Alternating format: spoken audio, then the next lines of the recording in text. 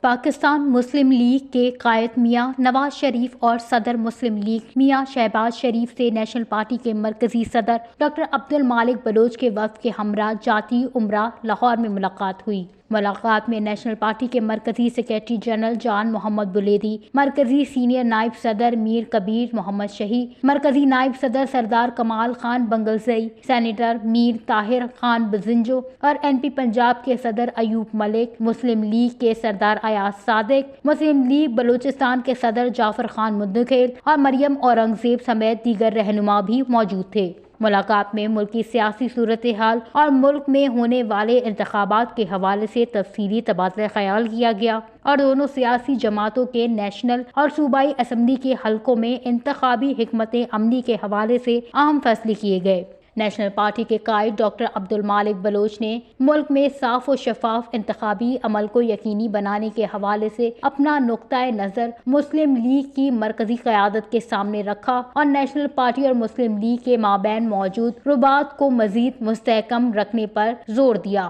مسلم league کے قائد میاں نواز شریف نے مسلم league Balochistan کی قیادت کو ہدایت کی کہ وہ نیشنل پارٹی کی قیادت کے ساتھ قریبی اور مضبوط رابطہ برقرار رکھتے ہوئے انتخابات میں بہتر نتائج کے حوالے سے حکمت عملی تربیت دیں۔